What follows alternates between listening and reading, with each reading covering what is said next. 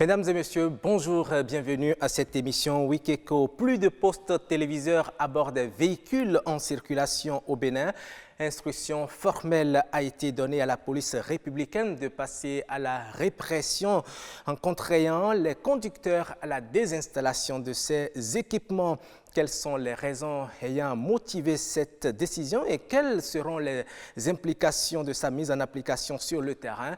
Isaac Abatan et Benoît Rwandja vont décrypter cette patate chaude de l'actualité avec moi dans cette émission qui reçoit aussi le directeur général de la sécurité publique. Invité du dossier de la semaine, il nous parlera des raisons ayant milité en faveur du Bénin, crédité meilleur élève en matière de libre circulation des personnes et des biens au sein de l'UEMOA. Week-Echo, vous le savez, c'est la revue de presse économique de la semaine. C'est également le mini-journal que j'invite Nadège Omoladestani à nous présenter.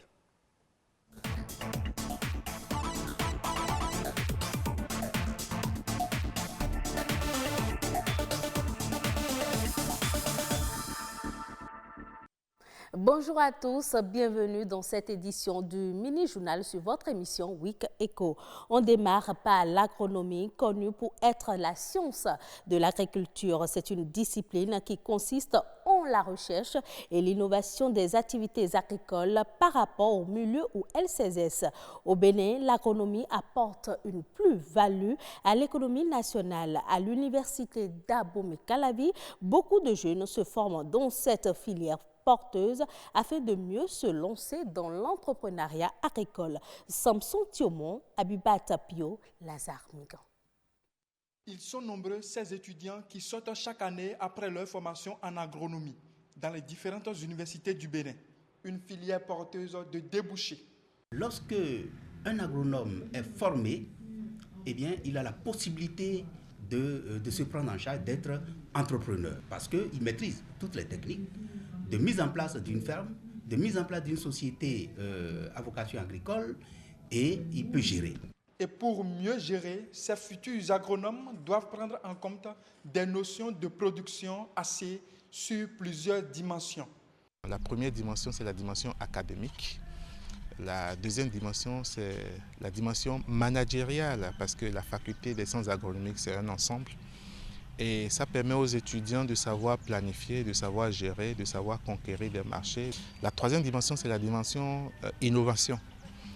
Parce que tout ce que nous produisons comme recherche au niveau de la faculté, que ce soit en sciences du sol, que ce soit en sciences de protection de culture, nous transformons tout ça en start-up que les étudiants embrassent, ce qui leur permet de commencer déjà à s'essayer à l'entrepreneuriat et à générer des profits pour eux-mêmes. Ici, dans cette unité de production locale de l'université d'Abomey-Calavi, l'on cultive des produits maraîchers. La formation théorique s'allie à la pratique. Ici, nous ne faisons pas que de la théorie, mais nous faisons également la pratique. Et ça nous permet d'avoir du concret sous la main et de pouvoir participer un tant soit peu au développement du pays, également à la création d'emplois. Je travaille sur un cultivar local que nous appelons Sotoumon, qui est en français la banane figue sucrée. Et le travail que nous essayons de faire, c'est d'étudier les caractéristiques agromorphologiques et moléculaires de la variété, et en vue de sélectionner les génotypes résistants à la fusariose, qui est une maladie qui dévaste actuellement cette variété-là au Bénin. Ce site se distingue de par sa formation dans le domaine de la pisciculture. Par exemple, cet aquarium permet la reproduction des différentes catégories de poissons. À côté se trouve cette unité d'entomologie. Ici, nous élevons la mouche du soldat noir, donc à des fins de pisciculture, c'est-à-dire l'introduire dans l'aliment pour le poisson. L'élevage se fait dans les cages que vous voyez là. Donc les géniteurs sont introduits dans les cages avec des pondoirs posés sur des substrats attractifs. Et puis les mouches vont pondre au niveau des pondoirs. Et puis après, les œufs sont récoltés et incubés dans d'autres types de substrats. L'agronomie comme filière porteuse, c'est ce qu'ont compris les jeunes qui s'y investissent.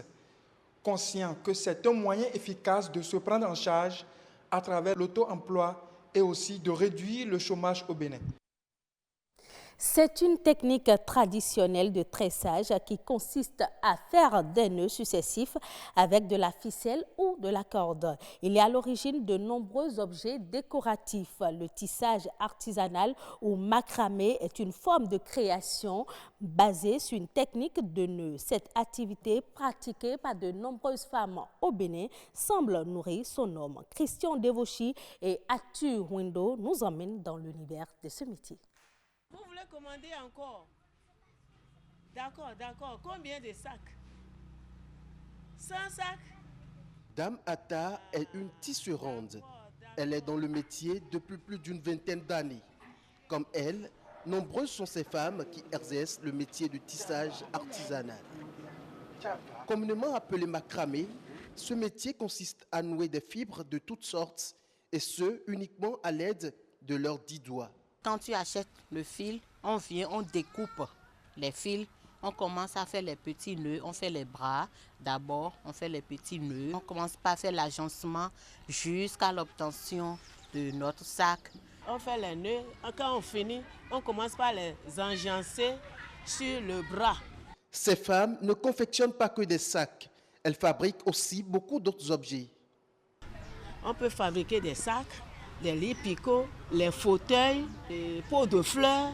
On fait le sac à main des femmes, on peut faire une pochette, on peut faire le sac à dos des écoliers, on fait des chaises, on peut faire le divan, tout ça là avec le fil. Dans l'exercice de ce métier, elles sont souvent confrontées à des difficultés qui émoussent l'ardeur de certaines d'entre elles. Ça fait très mal aux doigts. Ça fait trop mal à la main. Des fois, il y a des moments qu'il faut ça jusqu'à... Les mains sont blessées. Le métier de tissage artisanal ou macramé aide la majorité de toutes celles qui s'y adonnent à subvenir à leurs besoins. Ce métier nourrit l'homme. Grâce à ça, nous arrivons parfois à payer le loyer. Nous arrivons à subvenir à nos besoins. Je sais ce que j'ai trouvé dedans. Ça a nourri mes enfants, ma famille, mon foyer. Ça m'aide à aider mon mari. Cette technique de tissage qui existe depuis des lustres est aujourd'hui associée au loisir. Pourtant, elle est à l'origine de nombreux objets décoratifs qui servent à ressortir la beauté des œuvres d'art. Porter des lunettes de soleil ou médicaux achetées sur les étalages est une pratique très courante aujourd'hui. Les accros des verres ne consultent pas souvent un expert pour s'en procurer, une habitude qui pourrait avoir des conséquences sur l'acuité visuelle. Samson Thiomo et Ojias Yangli ont enquêté sur le sujet. Reportage. Si dans des pays comme la France, l'achat tout comme le port des lunettes est réglementé, sous nos cieux, tel n'est pas encore le cas. Les lunettes de soleil ouverts correcteurs se vendent encore comme de petits pains dans tous les coins de rue au Bénin.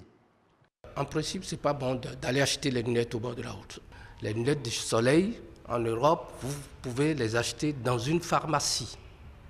Ça, c'est que les lunettes de soleil, c'est-à-dire c'est des lunettes neutres, mais teintées pour protéger les yeux contre le soleil. Les jeunes, pour des motivations diverses, s'en procurent.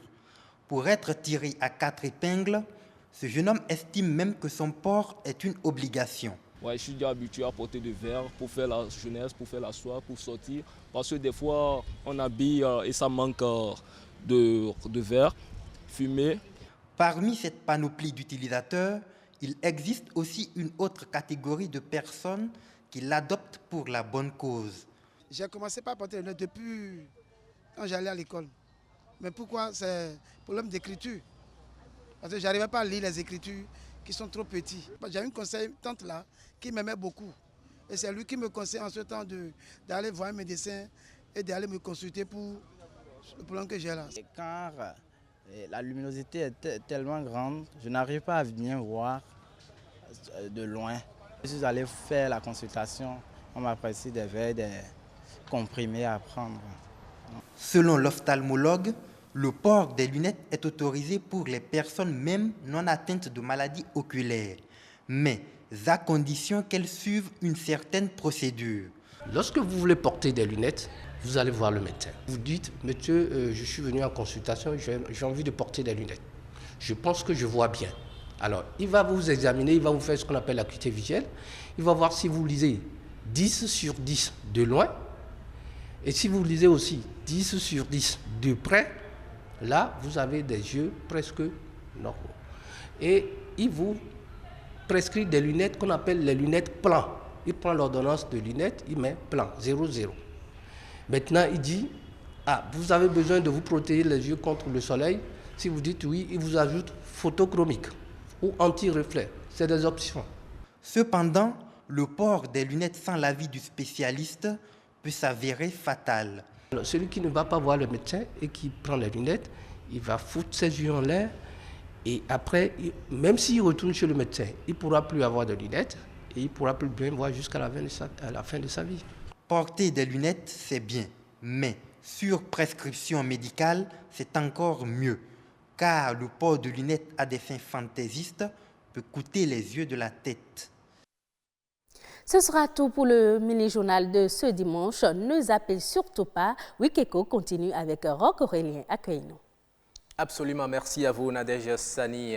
Nous allons poursuivre cette émission. Je vais vous inviter à suivre à présent l'actualité économique de la semaine relayée par les journaux. C'est une revue de presse réalisée par Gloria Oni.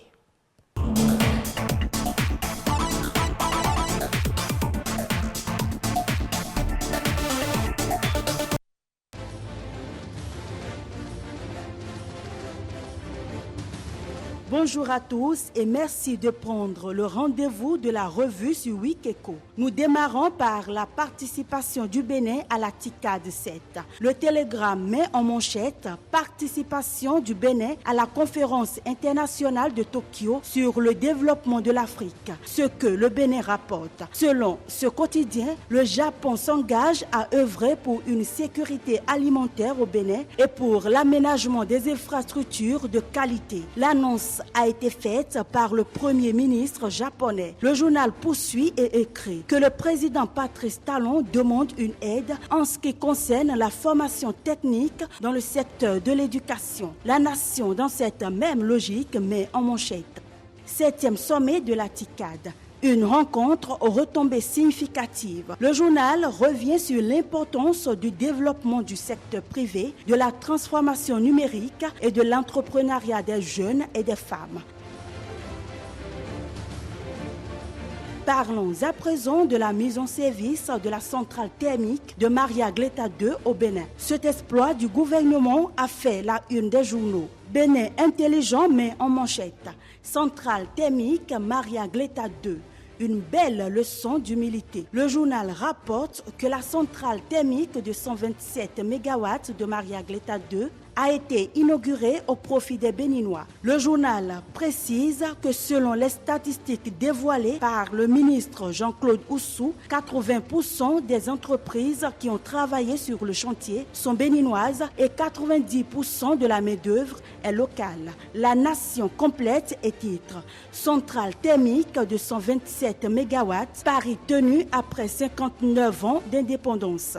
On retient des colonnes du journal qu'il s'agit d'une merveille à l'actif du président Patrice Talon. L'autre sujet qui n'a pas été occulté par les quotidiens, c'est le dédommagement des sinistrés à la cimenterie d'Onibolo. La nation met à sa une cimenterie d'Onibolo près de 500 millions de francs CFA pour les sinistrés. Selon l'auteur de l'article, les présumés propriétaires terriens vont bientôt toucher la manne financière qui leur est due en guise de dédommagement. La nouvelle a été annoncée par la délégation de la commission interministérielle chargée de l'indemnisation en matière d'expropriation. Le journal rappelle que le dossier relatif au dédommagement des propriétaires terriens du site de la cimenterie d'Onibolo remonte à plusieurs dizaines d'années. Fin de cette revue. Merci de l'avoir suivi. Merci également à vous, Gloria Oni. Mesdames et messieurs, ça risque de chauffer un peu les jours à venir dans la circulation. Eh bien, vous le savez déjà, vous qui avez à bord de vos véhicules des postes postes téléviseurs, eh bien, vous devez les désinstaller pour ne pas subir la répression de la police républicaine. Eh bien, nous allons décrypter cette actualité avec mes confrères juste après ceci.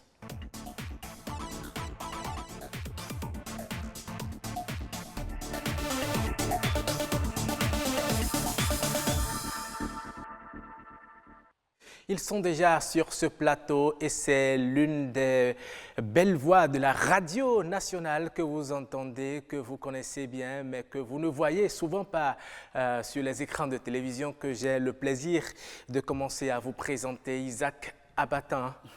Bonjour. Bonjour Roch Aurélien. Et merci d'avoir accepté notre invitation. Je le devais, le plaisir partagé aussi. Voilà.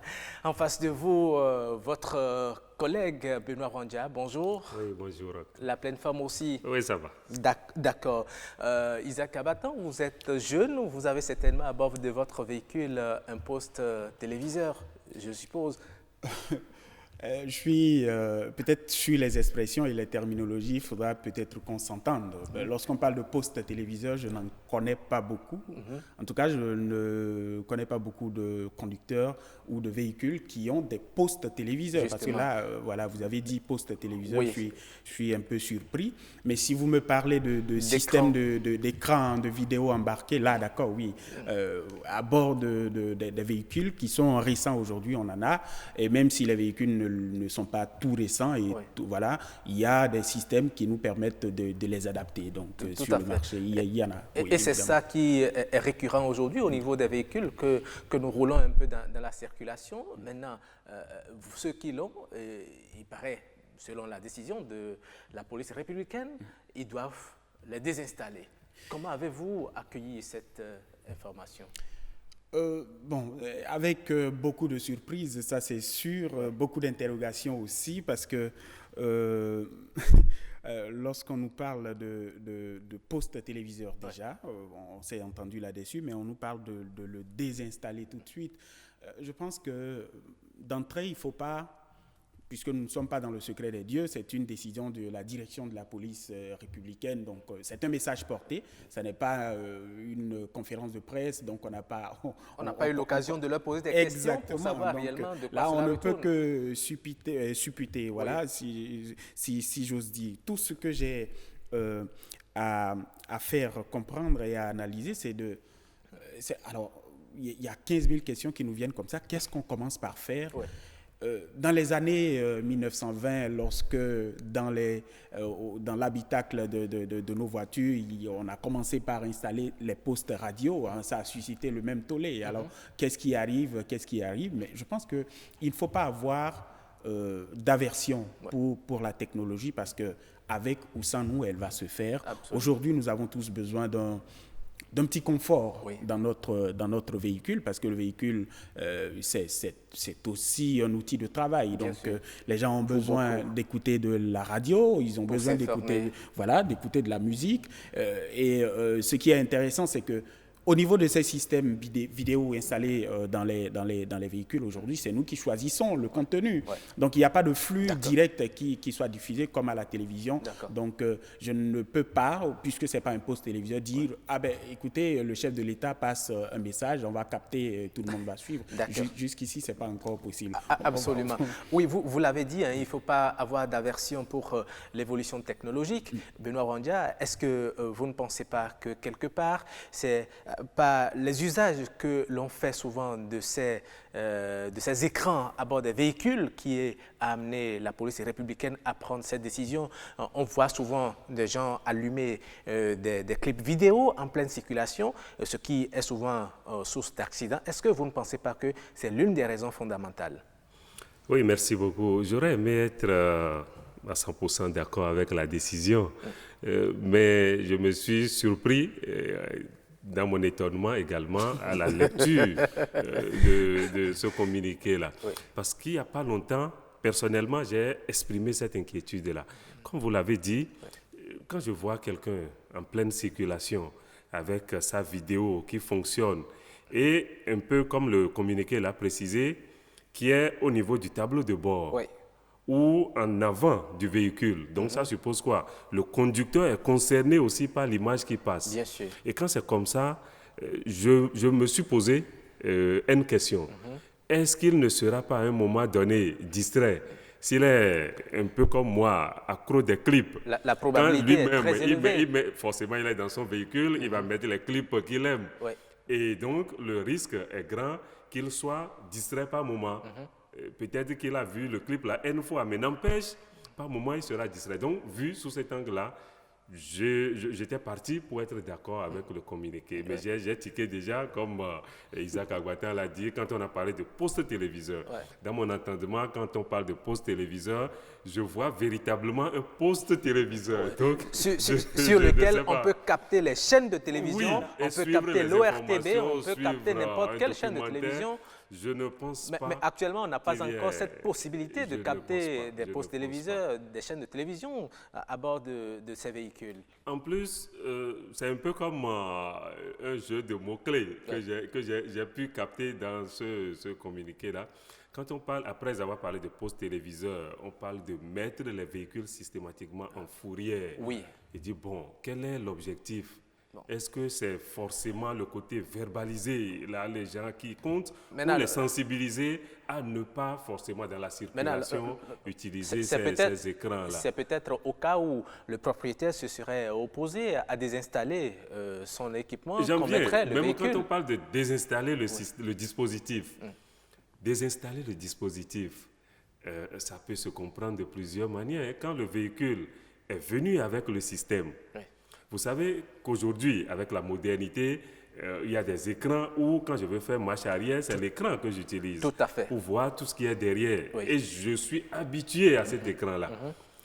Quand je suis obligé de désinstaller le système, est-ce que c'est forcément disons, ces applications-là qui sont désinstallées ou c'est tout le système qui est à reprogrammer?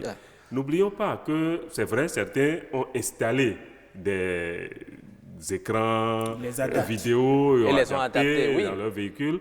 Mais de plus en plus, comme il l'a dit, la modernité fait que les concepteurs même mettent ces écrans-là. Les gens sont même à l'étape du tactile dans les véhicules. Absolument. Alors, si nos mécaniciens et autres doivent nous aider à désinstaller les écrans vidéo, est-ce qu'ils ne vont pas désinstaller tout le système? Tout le système. Est-ce que je n'aurai pas de problème avec mon véhicule? Avec le véhicule même, c'est des questionnements. Plusieurs questions mais l'autre question, déjà qu'on ne comprend pas encore très bien le contenu de cette décision, est-ce que vous ne pensez pas que cela va donner lieu peut-être à de la contestation sur le terrain et même à la corruption?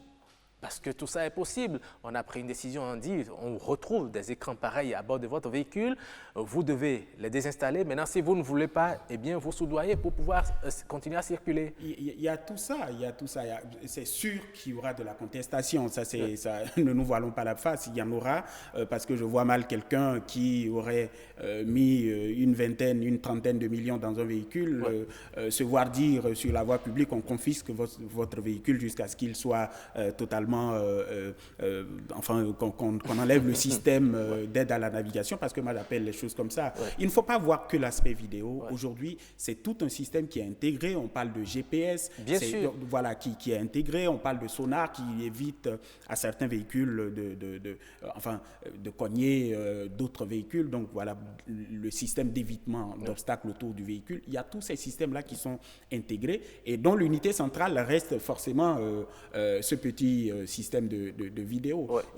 Donc il y aura de la contestation. Moi je pense que la méthode aurait été d'appeler notre part de responsabilité dans l'usage que nous faisons de ces outils-là, c'est tout. Donc le problème, c'est que nous perdons de plus en plus cette petite part d'humanité qui est en nous face à la technologie. Ça se vérifie lorsque vous voyez l'usage que nous faisons de nos téléphones aujourd'hui. Tout à fait, les réseaux sociaux. Les réseaux sociaux aujourd'hui. Donc voilà, c'est à cela qu'il faut d'abord nous appeler avant d'en arriver à l'étape tout de suite de la répression. À vous suivre, j'ai l'impression qu'on devrait pouvoir orienter le message et demander peut-être aux forces de sécurité publique de raisonner ceux qui qui seraient surpris en train de jouer des clips vidéo à bord de leur véhicule en pleine circulation. Oui, parce que ça devrait être cela. Ça devrait être cela, parce qu'il ne faut pas oublier, il n'y a pas que les clips.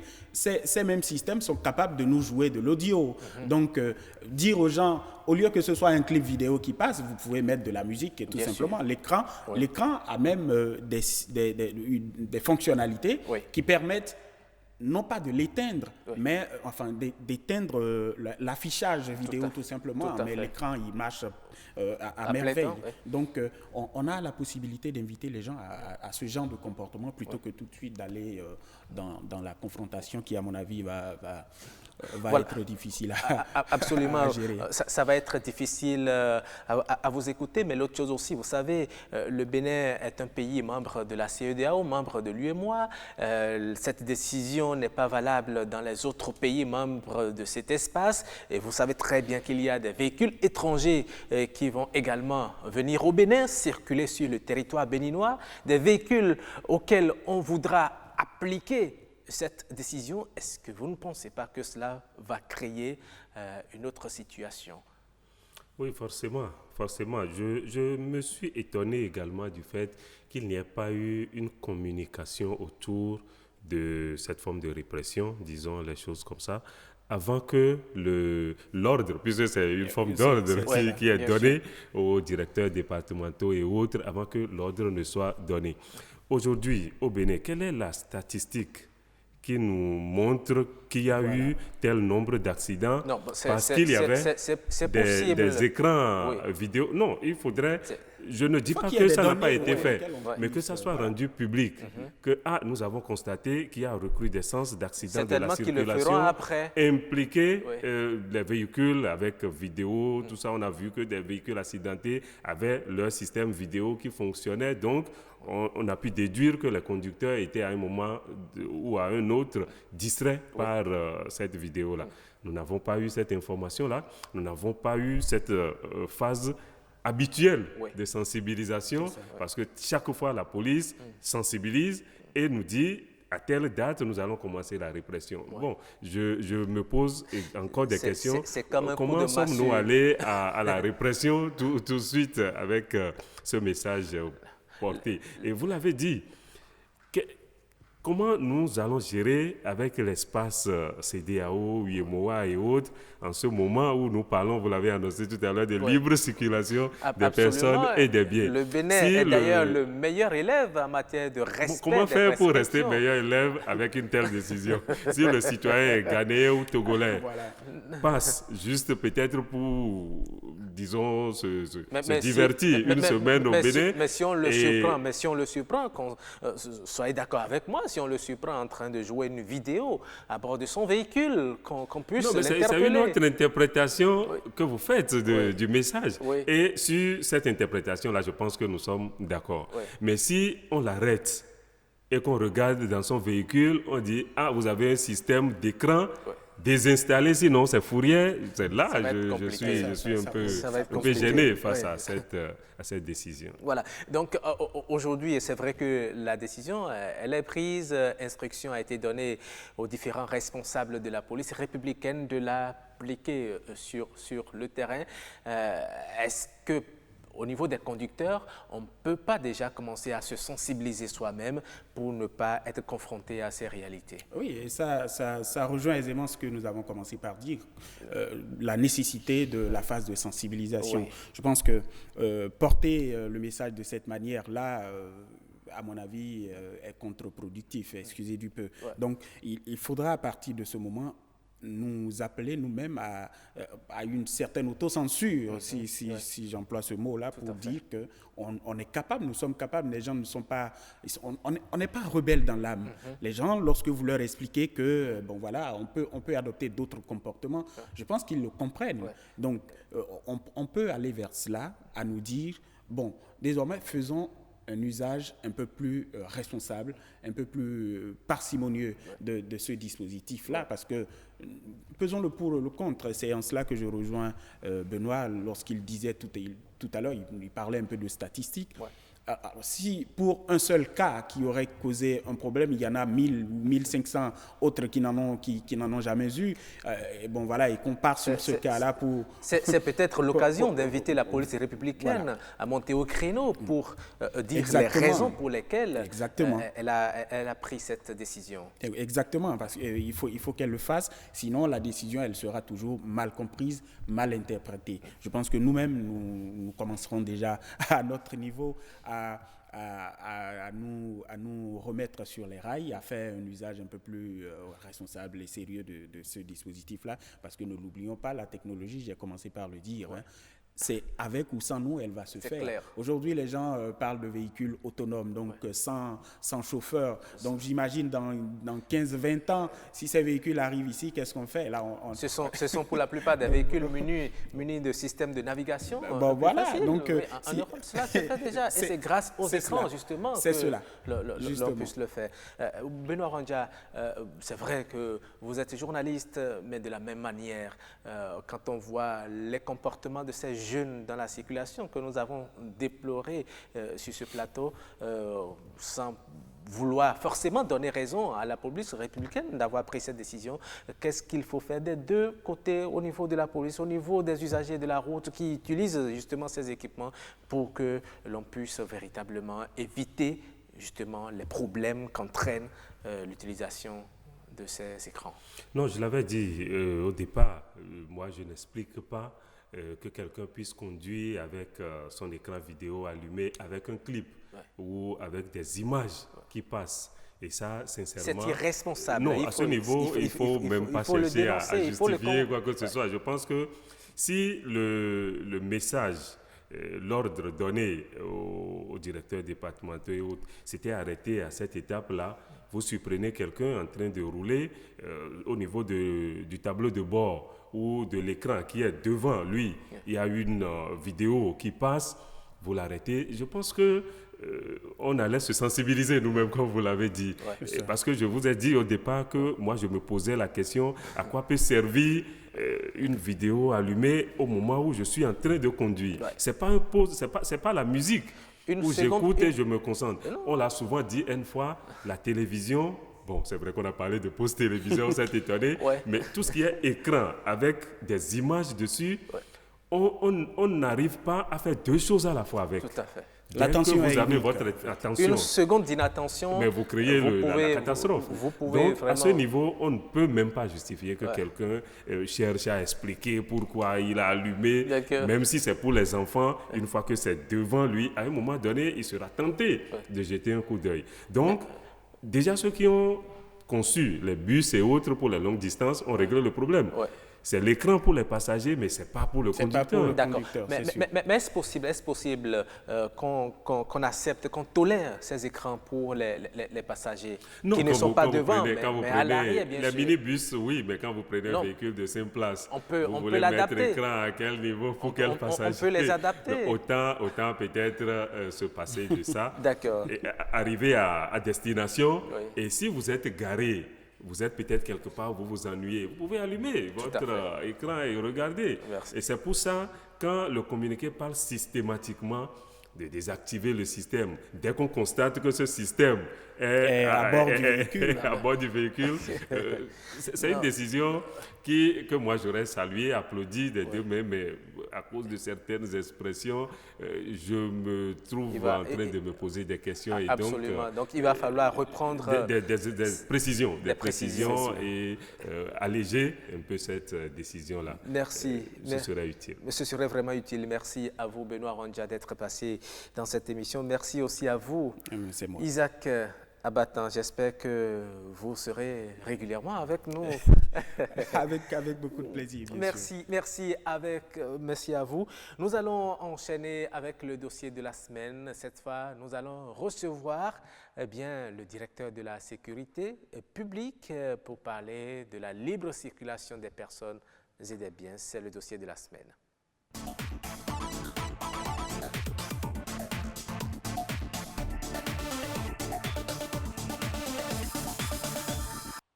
Le Bénin est crédité meilleur élève en matière de circulation, en matière de libre circulation des personnes et des biens au sein de l'UEMOA. Quels sont les critères ayant milité en faveur du Bénin? Eh bien, écoutez les réactions de quelques usagers de la route rencontrés dans la ville de Cotonou. La CEDEAO a sorti des dispositions et c'est par rapport à ces dispositions-là qu'on a vu qu'en réalité, le Bénin est le seul pays ayant respecté à la lettre ces dispositions de la CEDEAO en matière de libre circulation des personnes et des biens.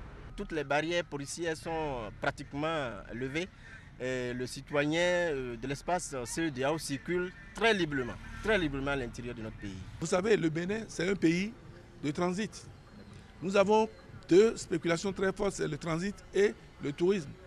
Or, la matière première de ces deux spéculations, c'est la sécurité.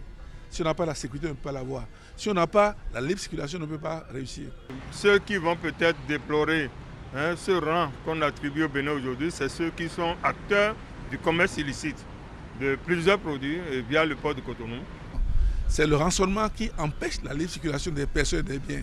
Je pense que vous avez fait un tour à travers la ville de Cotonou, quittant Cotonou pour aller à Calavi, Boy contre ça à Bomé, aller dans le nord, Porto-Novo, tout ça, vous allez remarquer qu'on a levé pratiquement les barrières. Toutes les barrières sont levées. Le Bénin a une terre de transit favorable, pour que tout le monde le sache, mais le dernier citoyen béninois doit savoir aussi qu'il y a des dispositions internes qui réglementent aussi le transit des marchandises. La CEDEAO a classé notre pays étant premier pays de l'espace CEDEAO qui a favorisé effectivement la libre circulation des personnes et des biens.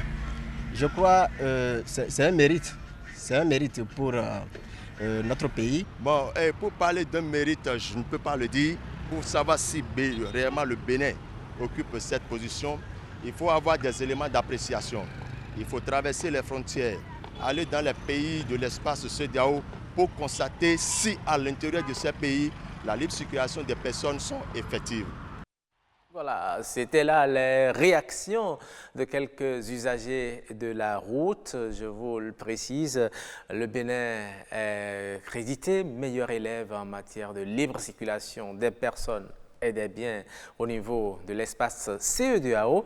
Il en est de même certainement au niveau de l'UEMOA, puisque l'UEMOA fait partie de la CEDEAO. Nous avons sur ce plateau, ou bien exactement, Patrick Adjabodjou. Ben, tout à fait. Le Bénin est le seul pays de l'espace CEDEAO à respecter le protocole de la libre circulation des personnes et des biens. En tout cas, nous avons notre invité ici qui va nous repréciser les critères qui ont permis au Bénin d'occuper cette place.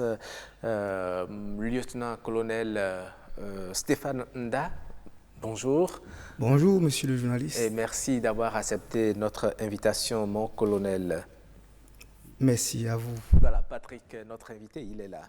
Et tout à fait, Roch Akweynou, avant d'évoquer la question des critères d'évaluation qui ont amené notre pays à être cité en exemple, nous allons demander à notre personne ressource, pour besoin de précision, qu'est-ce qu'on n'entend par libre circulation des personnes et des biens?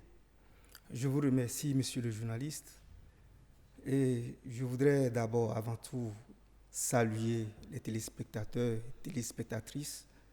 Et je vous réponds au nom du ministre de l'Intérieur et de la Sécurité publique, M. Sakalafia. Je pourrais dire qu'on entend par la libre circulation le fait d'aller et de venir sans être soumis à des contraintes. En toute quiétude. En toute quiétude. En toute quiétude, bien sûr. Sans tracasserie. Voilà. Et dites-nous, quand on prend cette définition de la libre circulation des personnes et des biens, quel est l'état des lieux de la libre circulation des personnes et des biens, si je peux me répéter, avant 2009, cette année, l'année à laquelle le Bénin est cité meilleur élève dans l'espace CEDEAO? Je vais vous répondre en disant que depuis l'avènement de la CEDEAO, en mai 1975, donc en période de la révolution chez nous au Bénin, les gouvernements qui se sont succédés n'ont pas pu enrayer complètement la perception des tasses illicites par les agents des forces de sécurité publique. Ce qu'on appelle habituellement rançonnement. Voilà. Donc, les gouvernements n'ont pas pu enrayer complètement le rançonnement sur nos axes routiers. Alors, depuis ce moment jusqu'à maintenant, ce n'est qu'à l'avènement du gouvernement de la rupture qu'il y a eu véritablement rupture avec la pratique. Je comprends. Et il faut dire que depuis ce moment de la Révolution, il y a eu beaucoup d'efforts qui ont été fournis par les gouvernants. Il y a eu, si vous vous souvenez, pendant ce moment de la Révolution, et l'histoire de la perception des 200 francs par les agents des forces de sécurité publique sur nos axes routiers. Et ce fait a coûté la radiation à certains de nos agents, même s'il est vrai qu'ils ont été rappelés plus tard. Donc, les gouvernants ont fourni beaucoup d'efforts pour enrayer le phénomène. Cependant, la saignée a poursuivi. La saignée s'est poursuivie et ce n'est qu'à l'avènement du gouvernement de la rupture en 2016 qu'il y a eu véritablement rupture avec cette pratique ancienne. Et pourquoi? Comment? Parce que les décideurs ont pris la résolution, ils ont fixé l'objectif de ne plus voir les forces de l'ordre percevoir de l'argent auprès des usagers et surtout de rendre les corridors fluides. Et donc, il a été instauré le numéro vert, le 166. Et si un agent rançonnait un usager, cet usager a la possibilité d'appeler ce numéro et signaler le fait. Ou si l'usager a connaissance d'un fait du genre, il peut appeler le numéro vert, le 166, en restant anonyme. C'est très important. Est-ce que des agents ont été sanctionnés parce qu'on les a dénoncés comme ça? Vous en connaissez? Si, plusieurs agents ont été déjà sanctionnés. Donc, sévèrement sanctionnés. Et est-ce que ce numéro est toujours en vigueur au cas où un usager de la route est rançonné? Ce numéro est toujours valable jusqu'à l'heure où nous parlons. Toujours fonctionnel. Toujours fonctionnel. Et vous l'avez dit, c'est le 160... Le 166. Le 166. Le 166. Donc c'est à cause de ce numéro. Ce n'est pas seulement dans le cadre de la libre circulation, mais si vous avez des renseignements à fournir, si vous avez des choses à dire, des choses importantes qui ont trait à la sécurité, vous pouvez appeler sur ce numéro en restant anonyme. D'accord. C'est très important. D'accord. Et il y a aussi la sécurité qui est renforcée sur les axes routiers. Oui. Depuis l'avènement du gouvernement de la rupture, depuis 2016, et il a été instruit de patrouiller sur les axes routiers. Et ce sont des patrouilles en véhicule, comme en moto, des patrouilles permanentes. Et vous allez remarquer que depuis ce moment, les actes de braquage ont fortement diminué sur nos axes routiers. Voilà. Et dites-nous, quels sont ces critères d'évaluation qui ont milité en faveur de ce que le Bénin soit crédité aujourd'hui premier pays dans l'espace C2AO qui respecte le protocole de la libre circulation des personnes et des biens? Merci beaucoup. Comme critère, il y a 3 critères essentiels.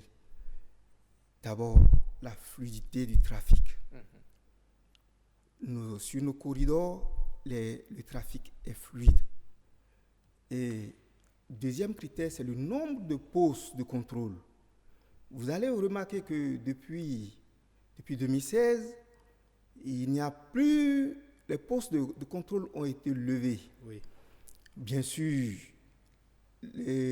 hormis les frontières, Oui. Ce qui est normal. Oui, mais sur le trafic à l'intérieur... Sur le trafic à l'intérieur, les postes de contrôle ont été levés. Mais cela ne voudrait pas dire que les axes routiers sont laissés libres. Mais l'instauration des patrouilles diurnes et nocturnes permettent de surveiller nos axes routiers, donc de les sécuriser et de dissuader les personnes mal intentionnées. Tout à fait. Et dites-nous, aujourd'hui, on sait que les corridors et les frontières du Bénin sont fluides, il n'y a plus de perception illicite et les forces de l'ordre jouent pleinement leur rôle. Est-ce qu'il n'y a pas de difficultés? Est-ce qu'il n'y a pas des pratiques anti-progrès, anti-performance? Oui, je dois avouer qu'il y a des difficultés. Toute œuvre humaine n'est jamais parfaite. Donc, il y a des brebis galeuses qui se retrouvent toujours dans nos rangs. Puisque c'est une ancienne pratique, les agents n'ont pas encore pris l'habitude d'oublier. Ils sont toujours tentés. Donc, il y a, fort heureusement, les sanctions pour les ramener dans les rangs. Il y a même très récemment une décision du directeur général de la police républicaine qui demandait à tous les citoyens qui auraient été rançonnés par les policiers de les signaler rapidement parce qu'il aurait appris que la pratique a repris sur les axes routiers. Oui, c'est vrai, mais puisque les sanctions existent, dès que les personnes sont identifiées, elles sont sanctionnées. Absolument. Oui. Donc, cela se poursuit et toute personne qui a connaissance d'un fait ou qui a été victime pourrait, de façon anonyme, en utilisant le 166, le numéro vert, dénoncer pour que l'intéressé, l'agent qui a rançonné puisse être sanctionné. D'accord. Mais lorsqu'on est meilleur élève en matière de libre circulation des personnes et des biens, quel avantage ça peut procurer à ce pays? Bon, comme avantage, cela donne de la fierté. Tout à fait. Et cela sert également d'exemple aux autres pays. Et cela motive les autres pays à rejoindre. Et donc l'objectif qui a été visé au sein de la CEDEAO finira par être atteint. Donc voilà, c'est l'avantage que cela pourrait procurer. Ça permet également aux commerçants, aux opérateurs ceux qui font l'import-export, d'être à l'aise, de s'assurer que lorsque leurs marchandises passent par le Bénin, ils peuvent dormir tranquillement parce que les forces de sécurité publique sont là pour veiller sur leurs marchandises. Oui, c'est ça. C'est l'objectif qui a été d'ailleurs visé depuis le départ au sein de la communauté des États de l'Afrique. Alors, et aujourd'hui, quelles sont les perspectives? C'est vrai qu'il ne faut pas dormir sur ses lauriers. Le mal est toujours là, ça peut revenir à tout moment. Quelles sont les dispositions ou les stratégies que vous mettez en place pour continuer à maintenir ce cap? Merci beaucoup. Les perspectives, nous avons d'abord qu'il faut effectivement maintenir le cap des réformes qui ont été engagées et améliorer la sécurisation de nos axes routiers en posant des caméras à des points clés. Ah, ça alors? Oui, en posant des caméras à des points clés. Et ensuite, c'est qu'il faut toujours sanctionner, ramener, faire en sorte que les agents oublient le rançonnement. Les agents ne soient plus tentés de rançonner les usagers. Voilà. on est bien éclairé par rapport aux explications de notre personne en ressources. Merci beaucoup. Peut-être, vous avez parlé des stratégies. Est-ce que les forces de l'ordre ont des perspectives, ont des actions clés pour amener les citoyens à comprendre désormais que nous devons tout faire pour maintenir ce rang que nous occupons aujourd'hui? Oui, c'est... Il faut sensibiliser les populations, oui, leur faire comprendre qu'elles ont une part de contribution et leur faire comprendre qu'elles n'hésitent pas, surtout ça, qu'elles n'hésitent pas à fournir le renseignement. Elles ont la possibilité d'utiliser le numéro vert dont je parlais tantôt. Oui. Et ce numéro permet de rester tout à fait anonyme. Donc, elles peuvent, et de façon rassurée, appeler, dire ce dont ils ont connaissance, tout ce dont elles ont connaissance plutôt. Elles doivent aussi comprendre que la police est là pour les protéger, parce que c'est pour leur bien, tout ce que vous faites. Oui, tout à fait. Ouais. C'est très important. Merci à vous, mon colonel, d'être passé dans cette émission. Je ne sais pas si vous avez un mot de fin à lancer à l'endroit de vos collègues, à l'endroit des usagers de la route ici au Bénin. Merci beaucoup. Le mot de fin que je vais d'abord m'adresser aux populations et les rassurer. Ce dont elles pourraient nous être surtout utiles, c'est de nous fournir le renseignement. Et je le disais tantôt, elles peuvent rester anonymes et nous dire ce dont elles ont connaissance. Le numéro vert, le 166, est à leur disposition. Et elles peuvent appeler librement de façon rassurée. Absolument. Et maintenant, en m'adressant à vos collègues, à mes collègues, je voudrais leur demander de s'armer de courage et de se donner au travail. C'est important. Et qu'ils ne soient plus tentés de prendre de l'argent auprès des usagers. Oui. Qu'ils oublient ça. Merci beaucoup. Mais il va falloir aussi qu'ils soient aussi motivés. Puisque vous êtes responsable, il faut bien plaider à leur motivation. Plaider leur cas auprès de qui de droit, n'est-ce pas? C'est tout à fait juste. Voilà. Merci à vous, colonel Stéphane Nda, directeur de la sécurité publique. Merci à vous, Patrick Adiabodjou, de m'avoir accompagné dans cette rubrique. Mesdames et messieurs, c'est la fin de cette émission Week-Eco. Je vous remercie de l'avoir suivi. À très bientôt.